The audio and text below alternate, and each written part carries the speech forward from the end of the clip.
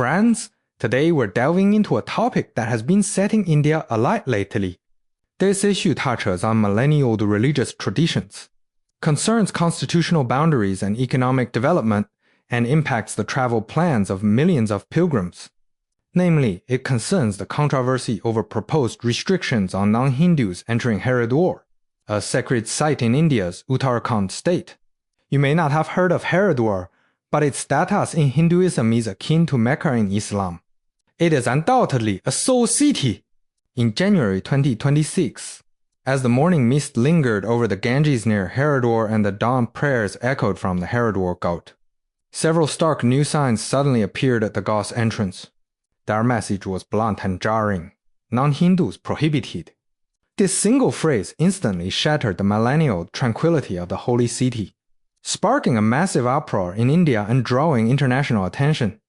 You might wonder, isn't this just an access restriction? Why such a huge uproar? Let me tell you, it's not just about who can enter. It's a direct collision between religious tradition and secular principles, a political maneuver by the local authorities, and a survival strategy for the local economy. Crucially, it's also a test of whether India's constitution can truly be put into practice, with regard to the four words pluralism and inclusivity. Furthermore, the Kumbh Mela festival is scheduled to take place in Haridwar in early 2027. Millions of Hindu pilgrims will descend on this small city, and managing the crowds and ritual protocols will be challenging enough. This proposed ban has cast a heavy shadow over this grand religious gathering. Some might wonder, why impose such a ban on a sacred city? The incident that triggered this ban occurred on the 13th of January 2026. As usual, the Haridwar Ghat was packed with pilgrims that morning.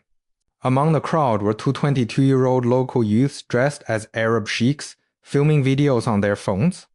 They probably just wanted to create viral content, but their attire and actions immediately struck a nerve with local priests and religious groups in the sacred city's core area.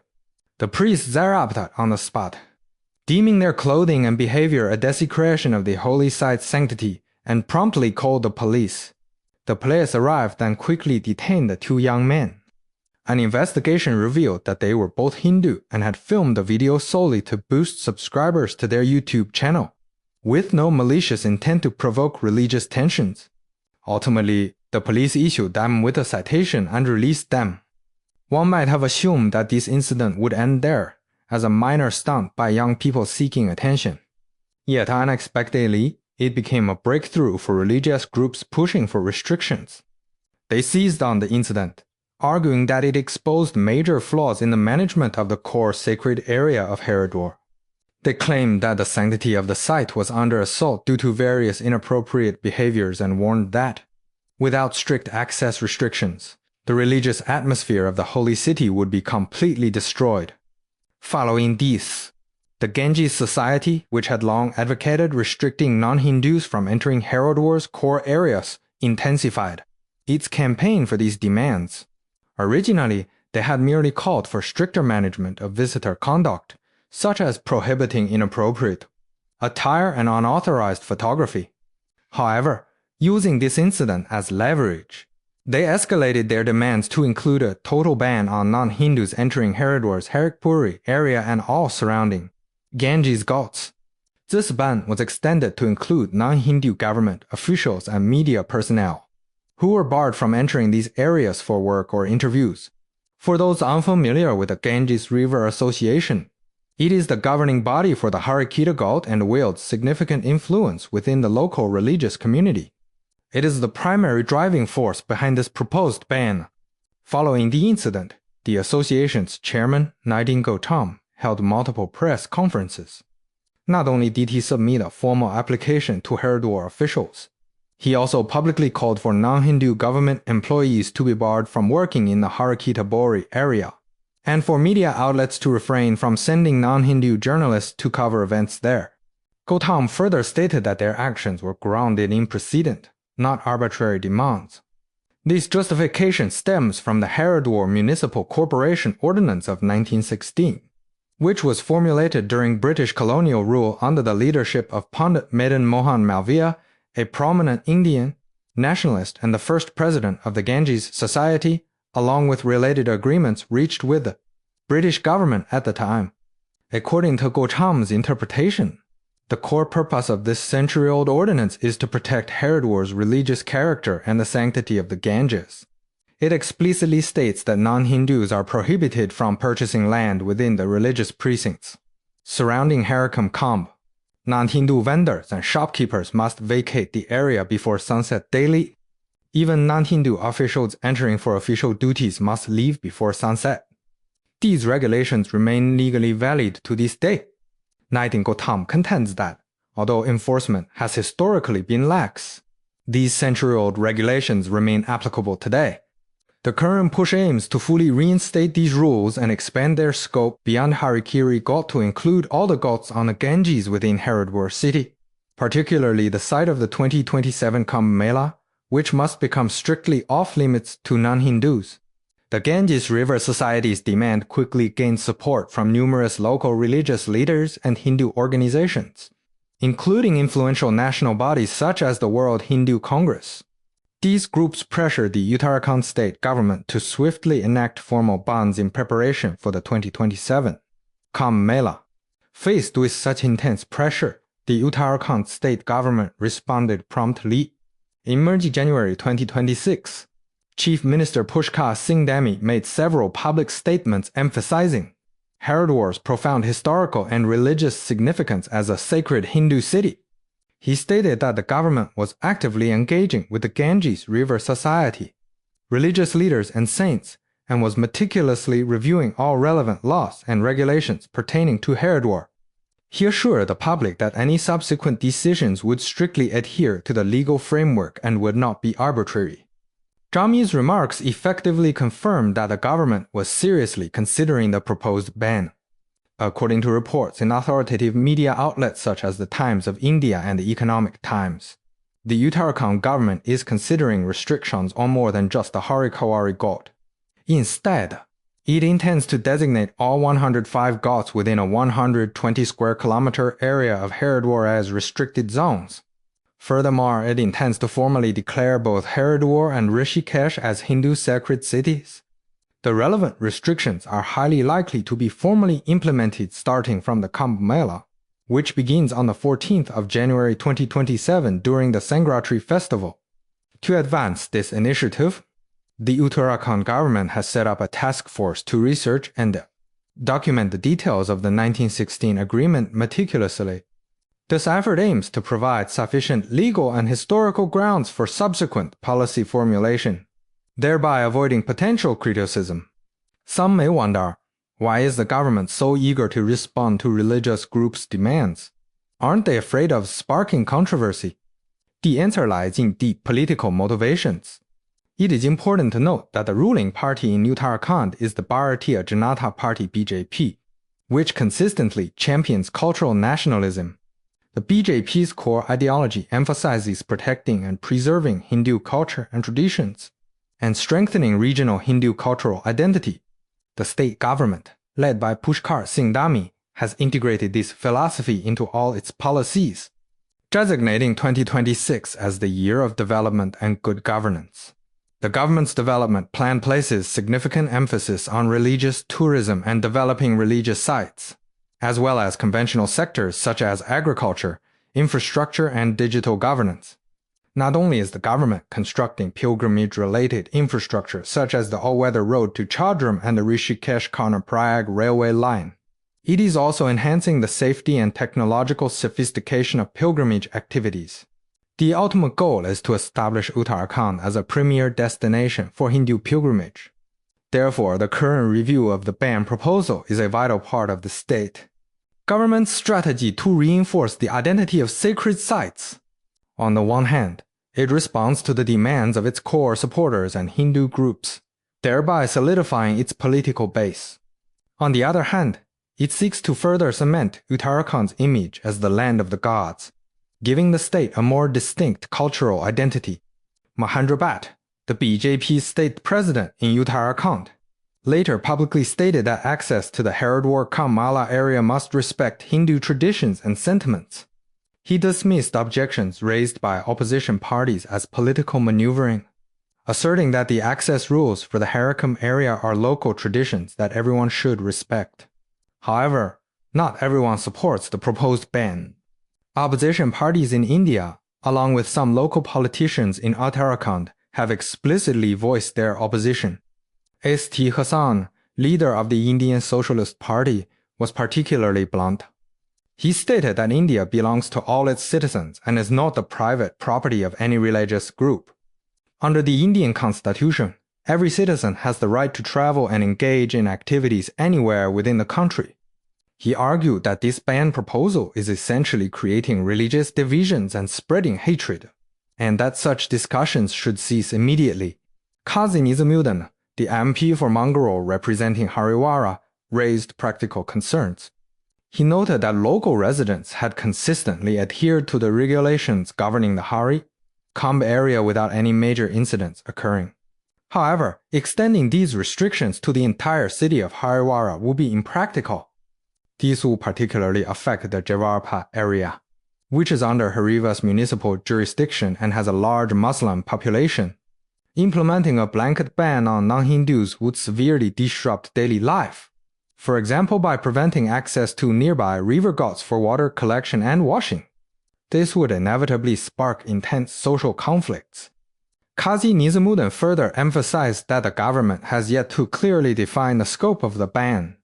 Such ambiguous policy direction only serves to heighten local social tensions and undermine regional stability and development.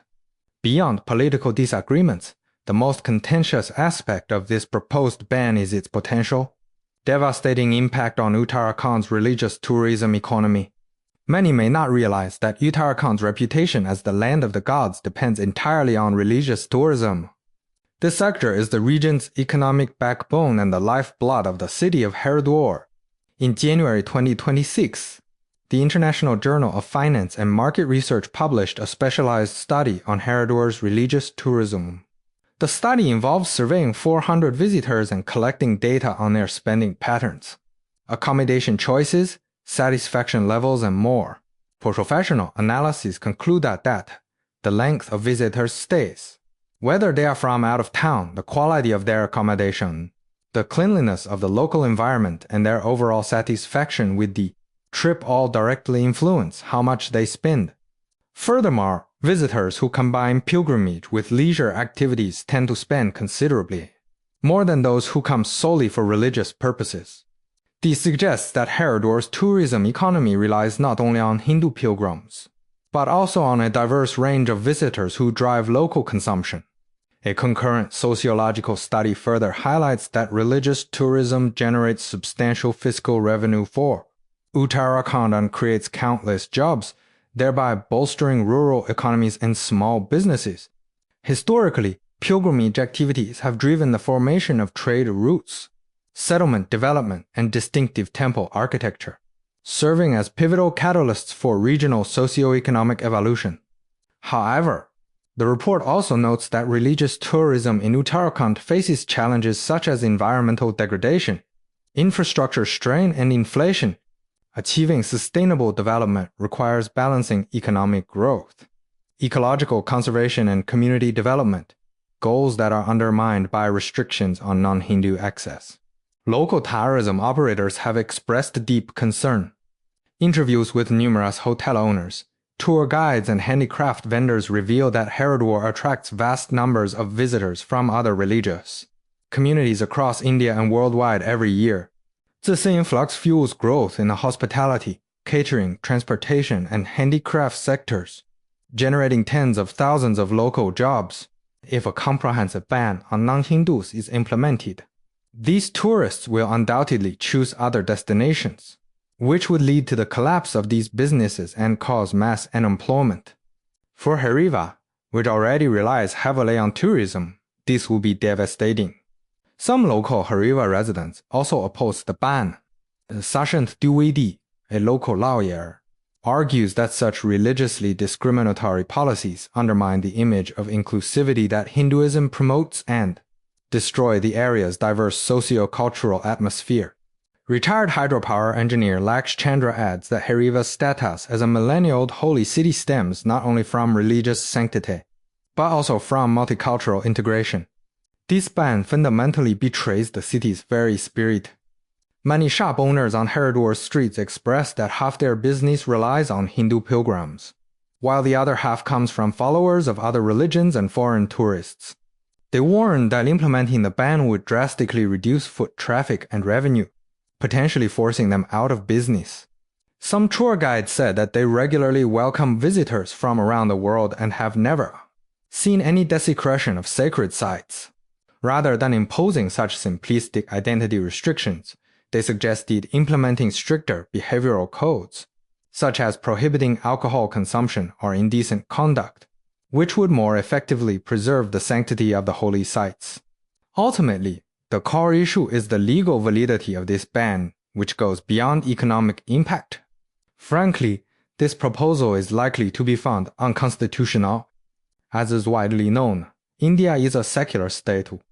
Articles 25 to 28 of the Indian Constitution explicitly guarantee citizens freedom of religious belief, establishing the principle that the state shall not establish a state religion and shall treat all religions equally. Citizens have the right to freely believe in, practice, and propagate any religion, provided that this freedom does not violate public order, morality, or health. The state retains the authority to regulate secular activities related to religion. India's Supreme Court has repeatedly clarified in relevant precedents that Indian secularism does not equate to hostility towards religion, but rather to the equal treatment of all religions. Constitutional morality takes precedence over religious morality, and no religious practice may contravene the fundamental constitutional values of equality and freedom. Several landmark cases in Indian judicial practice illustrate this particularly well, such as the Sabarimala Temple case. This case concerns the Sabarimala Temple in Kerala, which prohibits women aged 10 to 50 from entering. In 1991, the Kerala High Court initially ruled that this rule constituted a religious matter deserving protection. However, the Supreme Court of India later overturned this decision, ruling that the rule violated Article 14 of the Constitution, which guarantees equality, and contravened the gender-neutral principle of religious freedom. Ultimately, the court declared the ban unconstitutional and permitted all women to enter the temple. Similar rulings were issued in the Haj Ali Mosque and Shani Sinapur Temple cases, in which the Bombay High Court also declared bans on women entering religious sites to be unconstitutional. These precedents established the principle that restrictions on access to religious sites based on gender, religion, or other identities do not constitute essential religious practices and thus cannot be protected under the Constitution. The Supreme Court's definition of essential religious practices refers to those that are indispensable to a religion and constitute its core essence. Simple restrictions on access to places of worship clearly fall outside this category. Therefore, many legal experts believe that the Uttarakhand government's proposed blanket ban on non-Hindus is clearly unconstitutional. The core issue is that imposing access restrictions based on religious identity discriminates against non-Hindu citizens and directly violates the constitutional principles of equality and secularism. Constitutional experts have explicitly stated that the 1916 municipal ordinance, cited by the Ganges Association, was enacted during the British colonial era. The historical context was entirely different from contemporary Indian society. Furthermore, the original purpose of this ordinance was to protect the environment and maintain order at sacred sites, not to encourage religious exclusion. Even if this ordinance remains legally valid today, it cannot form the basis for the implementation of religiously discriminatory bans. Furthermore, the Indian Constitution is the nation's supreme law, taking precedence over any local municipal ordinance. Any provision conflicting with constitutional principles should be deemed invalid. Furthermore, experts note that even if the government invokes preserving the sanctity of the site or managing Kumbh Mela crowds as justifications, this cannot circumvent the ban's unconstitutional nature. There are more reasonable alternatives that could be implemented to achieve these objectives, such as establishing stricter visitor conduct guidelines and enhancing on-site security and management. which would accomplish the desired outcomes without violating constitutional principles. There is simply no need for discriminatory bans based on identity. Judicial precedent suggests that, should the Uttarakhand government implement this ban, it would inevitably face legal challenges, likely culminating in a case before the Supreme Court of India. Given prior rulings, the Supreme Court would almost certainly deem the ban unconstitutional and overturn it. In fact, the Uttarakhand government is well aware of this legal risk. This is precisely why it has consistently emphasized decision-making within the legal framework and consultation with all parties, and has refrained from hastily introducing formal policies, remaining in the deliberation and research phase instead. Beyond legal complications, the ban faces numerous insurmountable practical challenges in terms of implementation. The first challenge is determining an individual's religious identity. For example, if a ban on non-Hindus were to be enforced, how would the authorities verify religious affiliation at entry points? They certainly can't rely on appearance, names, or clothing. Using these as criteria would inevitably lead to widespread misjudgments and discriminatory practices.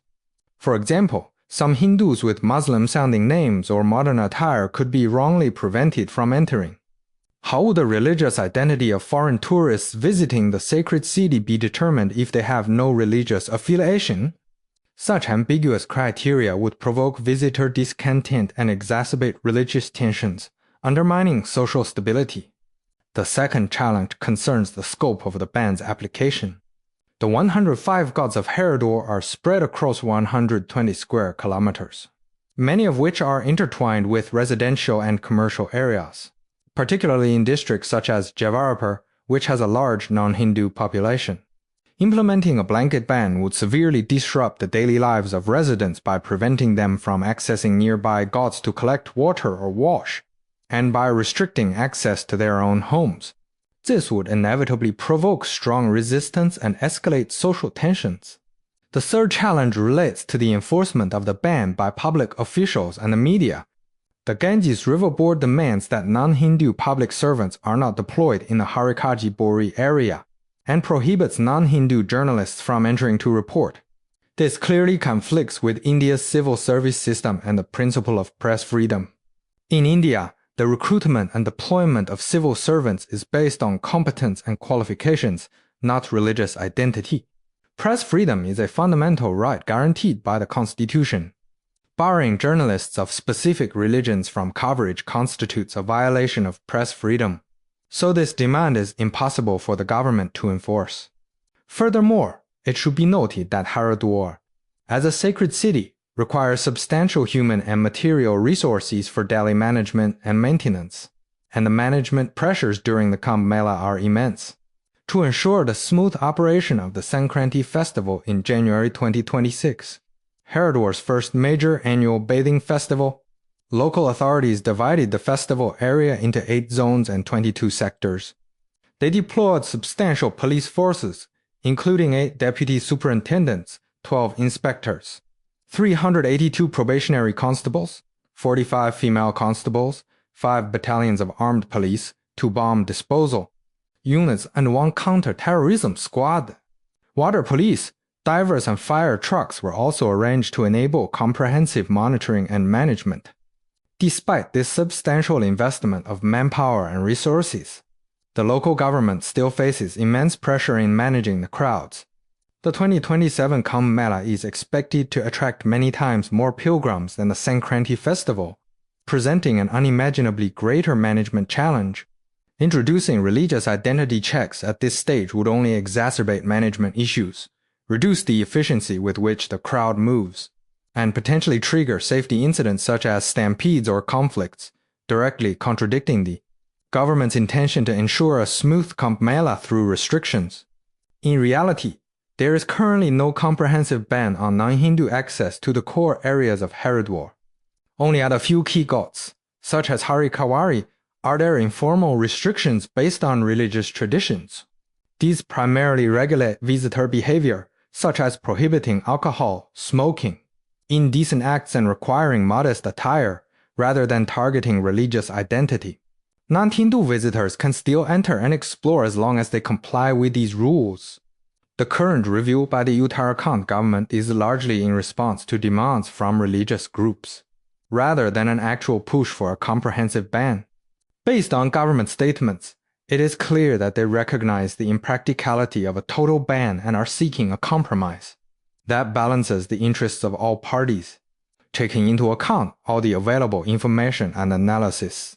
It is actually very unlikely that the Uttarakhand government will ultimately implement a comprehensive ban on non-Hindu access. The most probable outcome is a relatively moderate compromise. This solution will probably center on the 2027 Kumbh Mela festival, during which temporary control measures will be implemented in a few core pilgrimage areas such as Haridwar. The focus will be on regulating visitor conduct rather than religious identity. For example, visitors entering these areas would be required to observe relevant Hindu customs, dress appropriately, refrain from indecent behavior, and avoid unauthorized photography or loud noise. Concurrently, on-site security and management will be strengthened by increasing staff numbers to ensure the smooth progression of religious rituals. Other ghats and non-core areas will remain open to all visitors, including non-Hindus. This approach addresses the demands of religious groups while minimizing disruption to the tourism economy and avoiding constitutional violations, thus preserving social stability. Additionally, the Uttarakhand government may formally designate Haridwar and Rishikesh as Hindu sacred cities.